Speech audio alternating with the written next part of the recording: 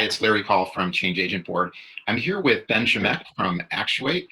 Actuate is doing some very interesting things, Ben and his partner, Sunny Tai, in the area of artificial intelligence and the application to a number of different areas of innovation in business and other sorts of organizations using this technology. So what we wanted to do was invite Ben in on our series here, which is about big data, analytics, AI, machine learning, without the hype. That's what this is all about. So the particular theme that we're going for right now is really separating the promise of these technologies from the hype. It's very challenging for organizations to figure out what can we really do, what do we really need to do. These can be transformative, change-oriented projects. So it's got to be something the organization really wants to adapt. So what we'll talk about right now with Ben is really looking at where are we with AI-based products in commercial deployment. Let me start with just establishing for the audience sort of why you have some expertise in this. So you did a lot of work in data science at Microsoft. Yeah. You know, let's talk about you a little bit first. What attracted you to these technologies? Yeah, so I have kind of an interesting story of how I came into data science. Of course, I do have 2 degrees in econometrics, which is one of the more numerically focused branches of data science. But when I got those degrees, that basically meant you were going into finance. And so I was actually a banker for a short time. And then when I first moved into the tech industry, I was doing strategy and M&A for Microsoft on the finance side. And this was about 2013, 2015 timeframe. And at that point, that was when data science and AI really started to get exciting, and computer vision, AI for image recognition first started working really, really well. So I took a look at a lot of these developments and said, well, a lot of the numerical analysis I'm doing and statistical thinking is really actually more relevant to this emerging field of AI and data science than it necessarily is to the financial and business work I'd been doing for a number of years at that point. So that's when I made the jump from a strategy role to a product role focused on data science. And actually, that team at Microsoft was probably the first AI-powered sales motion in the Fortune 500. We built a big data machine learning system to identify startups globally, purely based on artificial intelligence modeling, and actually grew that business to 9 figures in revenue within 18 months. So I think that goes to show how a lot of these quantitative fields really are related, and if you apply AI effectively, you can really drive massive results very, very quickly. If you think about AI today, then, as it's not necessarily maturing, it's still in an early stage. If you think about adoption curve, you know, you're in that pioneer stage, and then you get into early adopters who are pioneers are playing with it. They don't care if it applies to any particular problem. They just want to understand what it is. And then you get into early adopters who are trying to find a use for it. And then there's a big chasm before you jump into the early majority, where companies en masse are starting to look at these systems and start to deploy them. Where are we today with AI? Yeah, so we're in a really interesting position with AI as a concept because, first of all, how do you define AI? A lot of people have a lot of different answers. Let's start there. I think jargon is really problematic for individuals. And so my definition of AI, which I think is more robust, even though it's not like the definition, is AI is data science with non-numerical inputs. And that's an important definition because it helps to enlighten where we are on this hype cycle or adoption curve. Data science, as one of my professors in grad school used to joke, is statistics when you're in Silicon Valley. So these are techniques that are hundreds of years old, or at least decades in many cases, and are very, very well understood and underlie major industries such as insurance. And the use of these techniques for business data and for non-numerical data like natural language or video or sound data is very, very new. But that contrast of very robust, very well understood fundamentals and brand new applications has brought us to a situation where AI can actually solve a massive amount of problems that companies have. And I'll talk a little bit in a moment about what those problems are. But at the same time, people tend to have overly high expectations of its broad generalizability and applicability.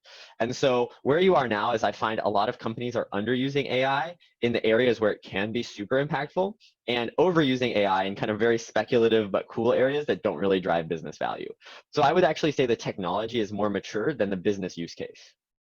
That's interesting. So what you're saying then is if people understand what they can use it 4, and if they want to go to the list of the number 1, number 2 issues they're having in their organization, they can move the needle. Oh, absolutely. And I think to kind of illustrate the flip side of this and what we see a lot with customers is that especially business decision makers hear that AI is this new great thing. They immediately think like C-3PO from Star Wars, right? Mm-hmm. And then they go out and say, oh, I want to automate this huge workflow, and either realize that that's not possible yet if they're talking to honest vendors, or they go down some path, try and automate way too much, and it just doesn't work and fails. And then at the same time, they're missing the fact that while AI is not yet generalizable, you can't really replace humans in the full stack of a process because it struggles to make non-objective decisions. On the flip side, any objective decision that has data and needs a concrete outcome can very easily, in most cases, be automated with a higher degree of performance and accuracy than having a human in that position. So once you start, the big mind shift that people have to make is starting to think about AI as a narrow tool for massive efficiency gains in narrow applications. AI is not something you can roll out across an entire organization. AI is something where you can make 1,000% improvements in a few percent of your operations, but that results in 10 to 20% improvement gain overall, which is huge for a large company.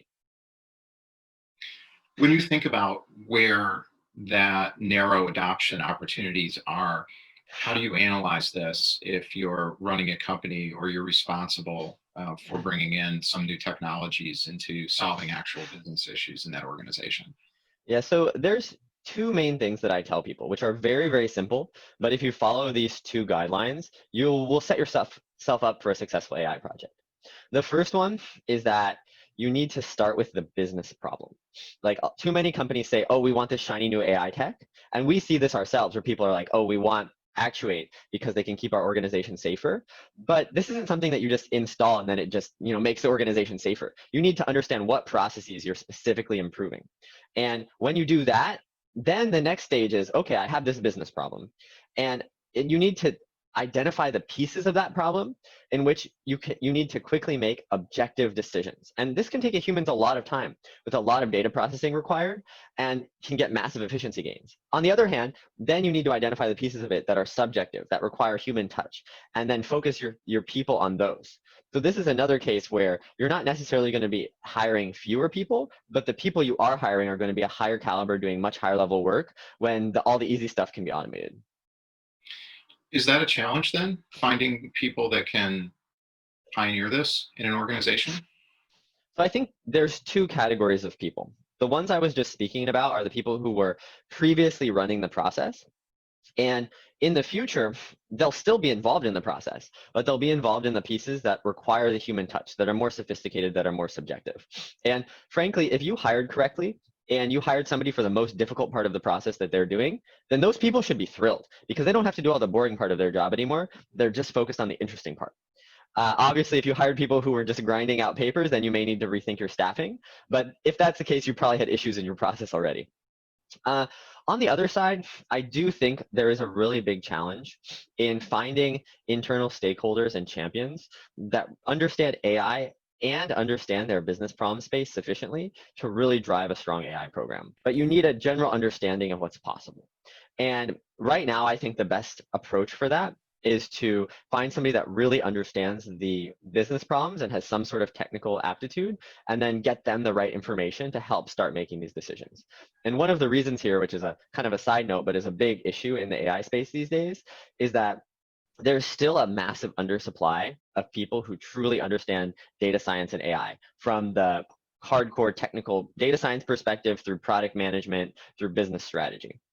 That said, there is a huge oversupply of people who've taken a few data science courses and kind of think they know what they're doing, but struggle to implement it in production. And I think a lot of organizations get stuck in the trap of hiring the wrong talent for the wrong job at the program management level.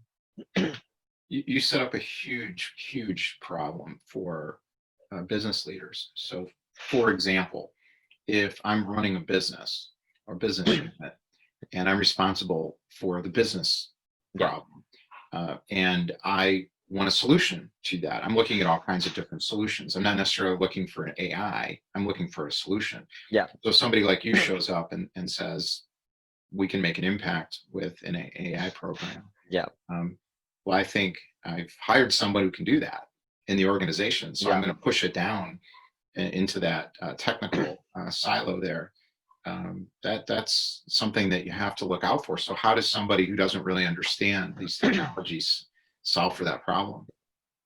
So if I'm understanding the problem you're positing correctly, it's that basically you think you have an organization that can solve this, but they might not have the technical chops to actually get it done.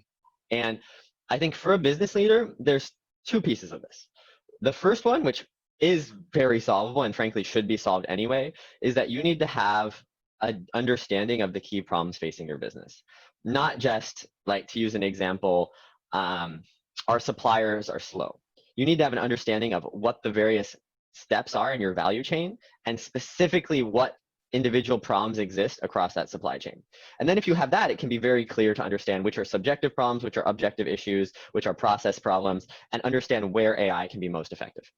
Then the second piece is, once you've done that, who do you actually put in charge of solving that problem? And that's where you run into a lot of the legacy IT issues. And I think this is where us business leaders are going to have to really be honest with themselves and say, do we have this talent in the organization? Because most legacy organizations don't. And that's not to say you need to fire people and hire new ones. You just need to make sure that you're putting the right training and talent acquisition and talent development strategies in place so that that data analyst who's been on your team for 10 years and really deeply understands the data can get upskilled to actually understand the type of new technologies that they can use in their job.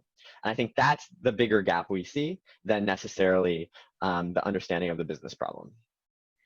So let's go back to the narrow application concept that you mentioned. What's the narrow application that Actuate is solving for? Yeah, so let's start with the broader thing, right? So you can understand how these problems break down. So broadly, we are using companies' existing security systems to make their stakeholders safer. And what that means is that we are alerting security and business decision makers about threats as soon as they appear. And that threat could be as immediate as somebody brandishing a firearm, or it could be as subtle as, oh, you have a social distancing problem in this specific department. And we would notify them as soon as that trend becomes apparent.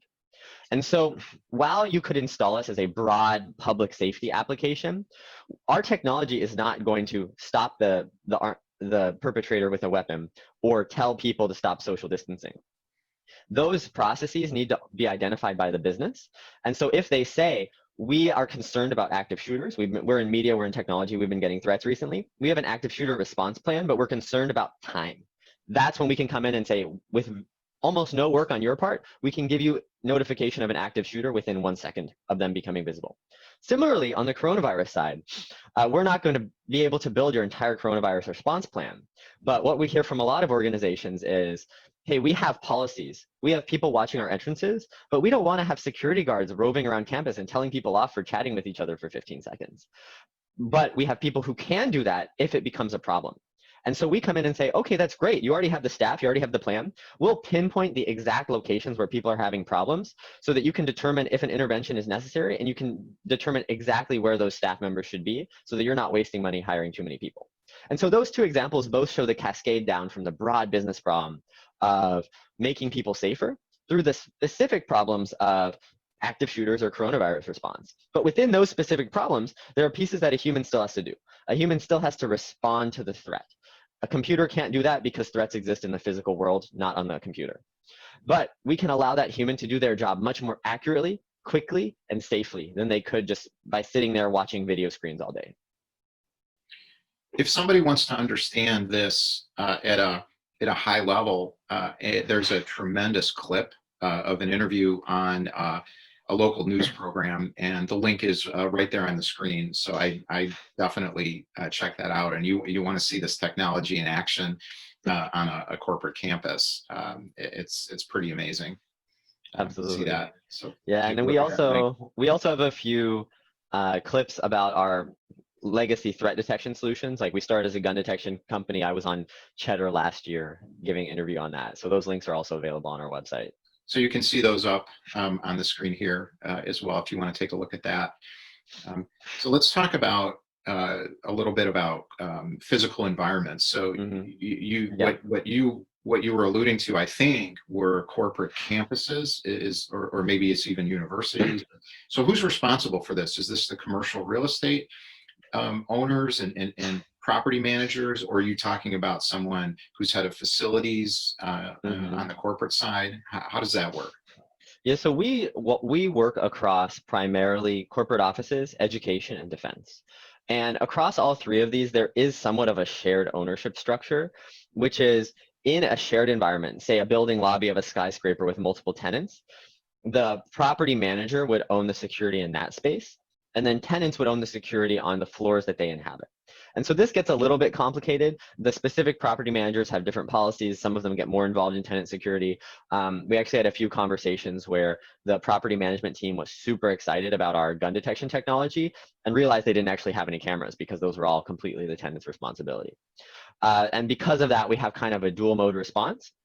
And what's becoming a much bigger thing for our business is going to the security firms who already monitor cameras using humans and telling them we can make this much, much more efficient for you.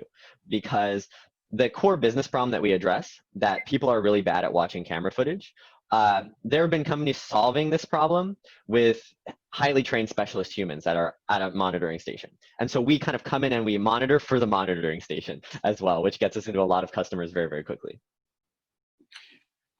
What other applications what other applications are you seeing then for these sorts of AI technologies? Let's broaden it out a little bit beyond just Actuate, and maybe that's on your product roadmap in the future.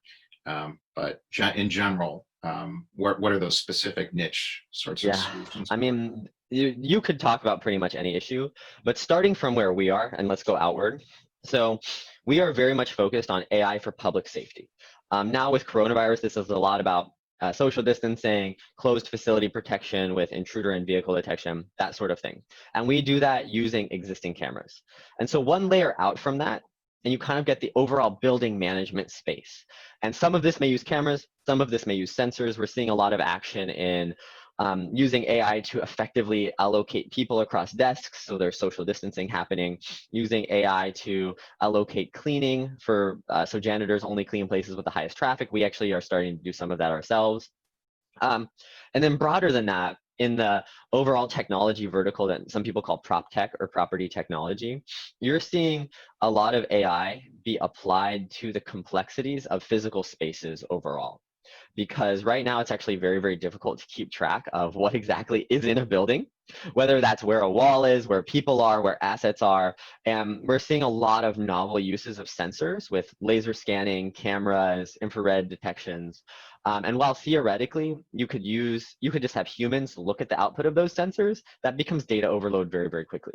And so the specific concrete piece of the problem stack that AI is being used for across the prop tech space is to take in data from sensors, often novel sensors, and present only the important pieces in a way that humans can easily digest them. If I'm looking at a a project then around a specific issue related to safety and security and public health, I've got to do it right away. So there's a sense of urgency Yes, around this in all of those areas. They're yes, all of critical concern absolutely. today. Uh, why isn't everybody doing this? I think most of it is an understanding problem. So I would say there's three core issues of why people aren't doing this, using this type of technology in the built environment. The first one is that lack of understanding.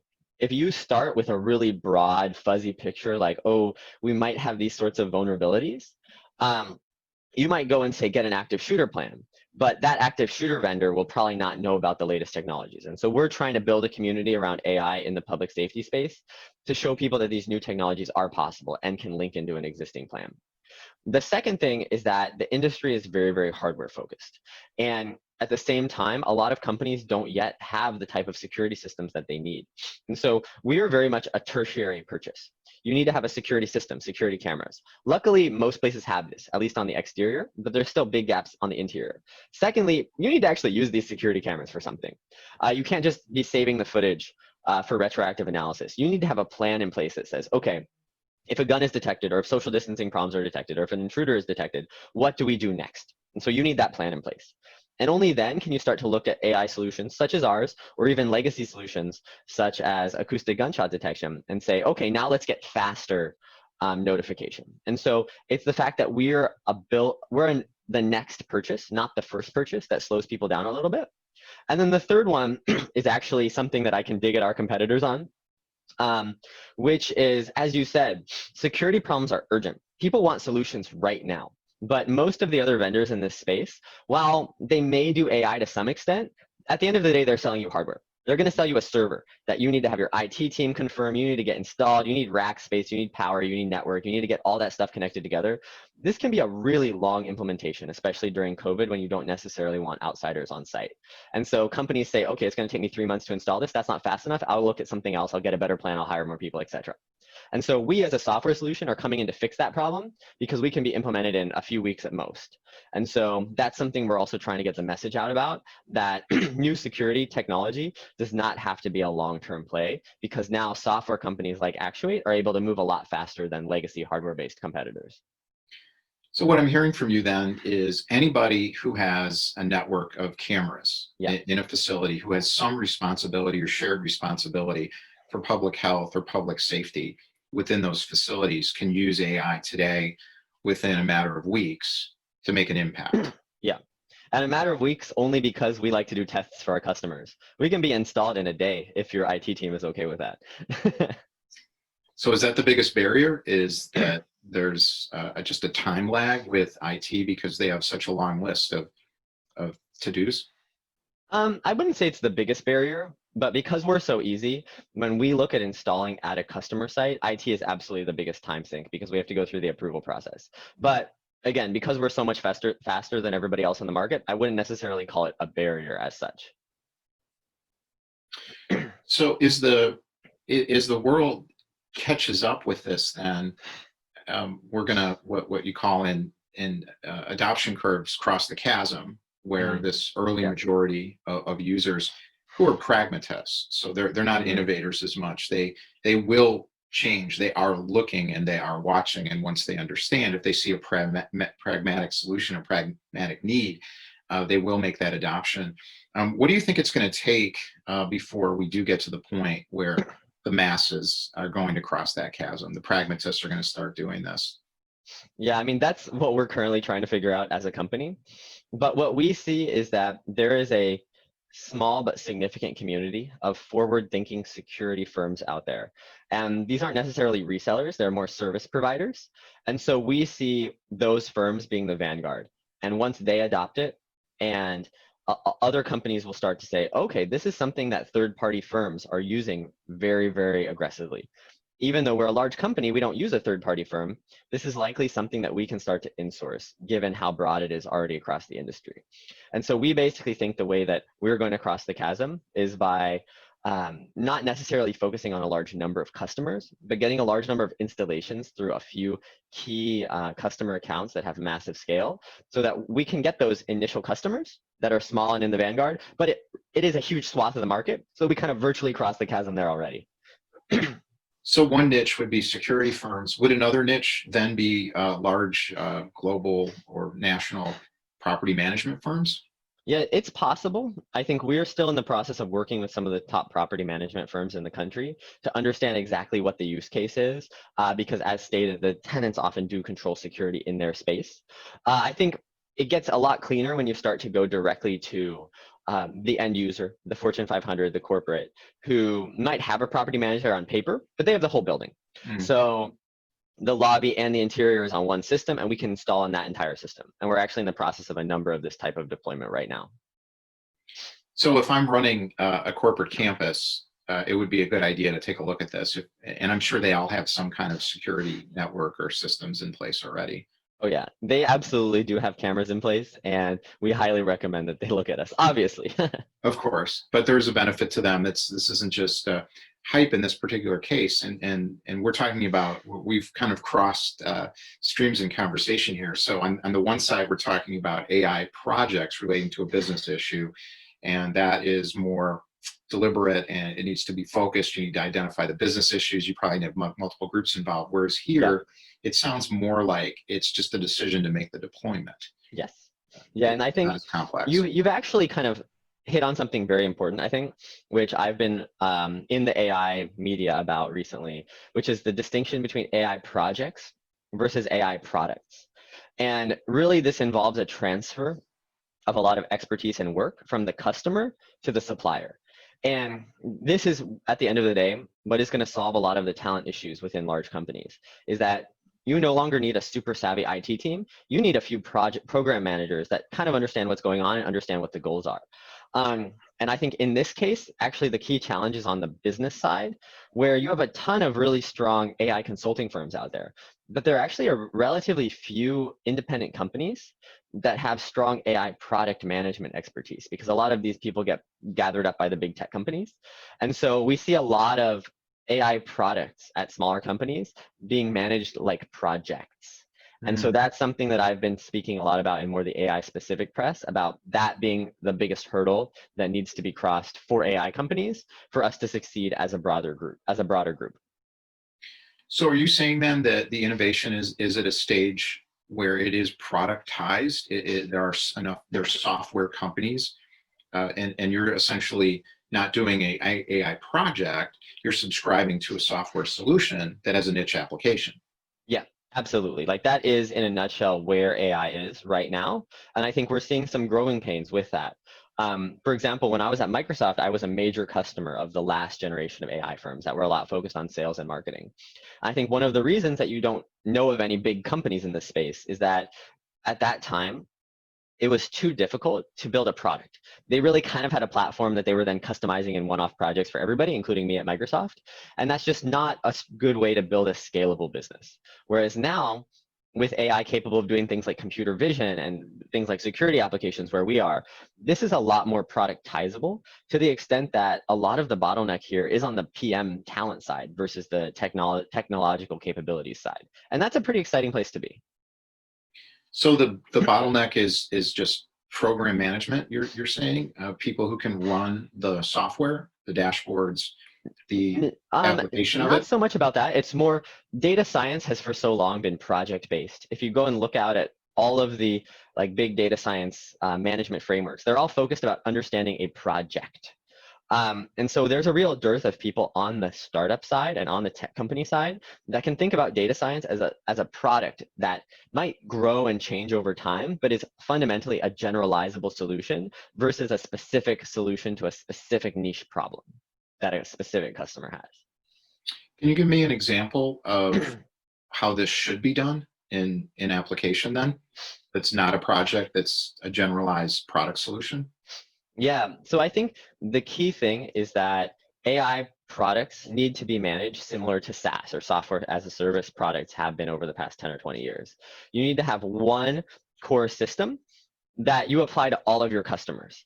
And when you come up against a problem where, say, a specific customer has a specific need that might not fit into your model well, you need to focus on not building a custom thing for them as a one-off. That's what we see a lot of AI companies doing, and you just can't get favorable economics from that. You instead need to think broader and figure out how to solve their problem while maintaining a core solution that is a single product that can be sold to everybody. Does that make sense? It does. And what I'm hearing you talk about is where the software industry is now, and the software as a service industry is now. So if you want a Exactly. CRM solution, you buy a CRM solution, and of course you can configure it and personalize it as you see fit, and you can use a consulting firm to help do that. But essentially, you're not going to go to the software company and they're going to build out whatever module you want. Yeah. And I think actually the challenge with AI, even beyond that, is it's much more difficult to have a third-party consulting firm come in. Like the AI itself is kind of a black box. It can be difficult to extend. And while it can be done in certain areas, I think you've made me realize that one of the really big challenges that AI firms have had over the past 10 years is that they really have to be much more generalizable, because they can't have the third-party consultant come in and tweak it. It's just much, much more difficult to do that. So the solution has to be much, much more generalizable from day one at the supplier than, say, a CRM can be. So you talked about specific business issues that you're trying to solve for. Now you're talking about more generalizable. I want to make sure I understand this. So what I'm hearing you saying then, tell me if I'm right, is that when you're talking about a specific business issue, You're talking about what you're trying to solve for. When you talk about more generalizable, you're talking about scaling the solution of Yeah, that particular business issue. yeah. So the specificity is on the customer side, Mm. which says like when you're a customer and you're buying AI, you need to know, for example, to use something.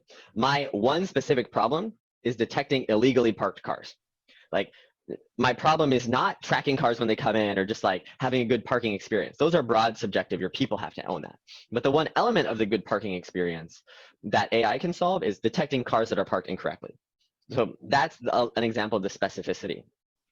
For the product company that's making the illegally parked car detection, though, Mhm. that needs to be generalizable. That technology needs to work across gravel parking lots, across parking garages, across those weird parking garages with the elevators, so that when a company comes to you with a specific solution, you just say, oh, here's the latest thing. There you go. No additional work needed. You're ready to go. Versus having to kind of understand the specific environment that the customer operates in, understand what kind of cars they have, and then build something for them. You can't build a scalable business that way. I understand that that is leading towards some questions, I think, around where this is going. So when you Mm-hmm. just said that, I see a future in a few years then where for whatever business challenge AI can solve for, there will be a software company or software companies eventually that can give you a tool. Yeah. And you'll take that tool and it will do specifically what it's supposed to do. Is that correct? Yeah, absolutely. And I actually just made a comment in another talk I gave at a security conference where I said, within the universe of specific objectively defined problems, AI can really do most of them. Or we have a clear roadmap to how AI will be able to solve most of these clear black and white problems with no human intervention required in the next few years. So really the limitation is just entrepreneurs and companies are in the process of figuring out which of those problems is a large enough market and for which of these problems you can build one solution that can address a whole bunch of customers and then going out and building them. So the limitation on this side with a lot of AI is actually on the corporate structure side, not on the technology side, which considering people have been talking about AI for 60, 70 years is a very exciting place to be because in the 90s, people said they were going to solve everything with AI and nothing worked. Now everything works. You just have to figure out what exactly you're going to solve with it. It's absolutely amazing what you're talking about. Um, what I'm what I'm wondering about is as you're going through this, then is that it sounds like this is as big a revolution as cloud computing initially with CRM solutions and ERPs and those types of systems. This is as big as that, um, but there's a lot of people putting out some sort of a vaporware kind of solution there where it can't really do what it's supposed to do at the Yeah. scale that you're talking about across all the different needs Yeah. within that niche. How do I know then as a buyer what product solution with AI will actually do what it says it's going to do?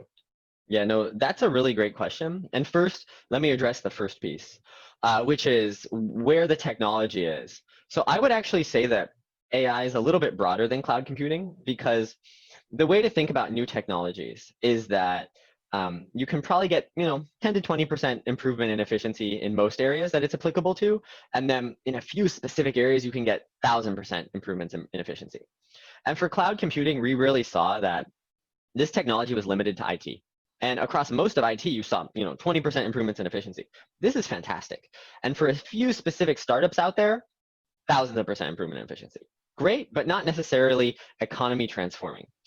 Whereas if you think more about the personal computer revolution in the 90s or mobile phones broadly, that was a 10% improvement in efficiency, but to virtually every economic activity. Mm. And I would say that AI is much more like that. Whereas pretty much every process that we do as a society can see 10 to 20% improvement overall with AI. And then there will be those few cases that see thousands or tens of thousands or million time improvements using AI. And while that's still a tiny minority of applications, I do think there's more of those with AI than there have been with a lot of the other IT technologies of the past 20 years. So if I'm in a particular business and I'm looking into this, and maybe I do have a data science background, or maybe I don't, I'm just looking at solving business problems. How would you go about then evaluating Yeah. the noise to the signal ratio? Yeah. So I think this all starts with having a clearly defined problem that you're trying to solve. Because if you come in with a vague problem, somebody can sell you a vague solution, and you don't really have a strong way of differentiating if that solution is going to help you or not. Like, you're just in a bad scenario. And if you come in with a specific problem, and then you ask the various vendors, explain to me really concretely what data your system takes in and what data your system puts out that solves this specific problem. It should become very, very clear if they have something that can actually solve your solution. And then at that point, there's still probably a variety of vendors out there. And the key thing that we advise customers is don't ask for their accuracy. Accuracy doesn't mean anything. Like, everybody says 99% accuracy. We have 99% accuracy on our website because people expect to see it. But take this as an example. For gun detection, I could build a system that detects people holding black objects in their hand. This system would have 100% accuracy in detecting weapons. It's also going to get everybody's smartphone. So that's not really useful because the false positive rate is so high. And so what we recommend asking is, for this specific business problem that I have, when it's operating at, whatever accuracy level you want, 99%, 90%, whatever, how many false positives do you get per day? And that question will really help you understand the key nuance of how good the AI system actually functions. And any good vendor will be able to provide you with those numbers in a really nuanced way. And then, if a few vendors still look pretty competitive, do a test where you're specifically evaluating their accuracy and their false positive rate in a realistic environment. Don't try and trick it. Don't try and make it easy for the system, but just do it in a realistic way, because most AI solutions are not designed and don't really work that well in identifying the craziest edge cases. That's subjective. That's what you still have people for. So, but if you run real data through the systems, you'll get a very realistic understanding of different solutions' relative performance very, very quickly. Very, very interesting what's going on here. So let's go back to Actuate a bit. Where do you think this company's going? Do you know yet? I mean, we're right now thinking about raising additional capital. So we're pretty excited. I think for us, what we are finding is that those three segments I mentioned, corporates, education, and government or defense, right now we're just trying to figure out which of those is most exciting. Because obviously education is one where we started our company. That's something most of our team is really passionate about, but schools aren't open. And so we're trying to figure out whether corporates or the government side make more sense in the short term to continue growing this business and hopefully generate more credibility, so that when people start to go back to classrooms in person, we're well positioned to bring our product to market for those customers that we feel most strongly about serving. Great. Well, thank you so much, Ben. I really appreciate the opportunity to talk to you. Is there anything else here that you wanna bring up before we finish? No, I think you hit everything really effectively. Thank you so much for this opportunity. Okay, sounds great. And for anybody who's listening, if you look up on the screen, you'll see Ben's contact information, the email address and the phone number and the website for Actuate. This is a change agent board, so you can see our contact information up as well. If you're doing anything in the areas of innovation around technology or new ideas, basically anything that moves the needle, going from a way people are currently do something into something that takes them forward, let me know, and we can talk about whether you're a good fit to become a board member. Thanks again, Ben. I really appreciate your time. It's a fascinating conversation. Awesome. Thank you so much, Larry.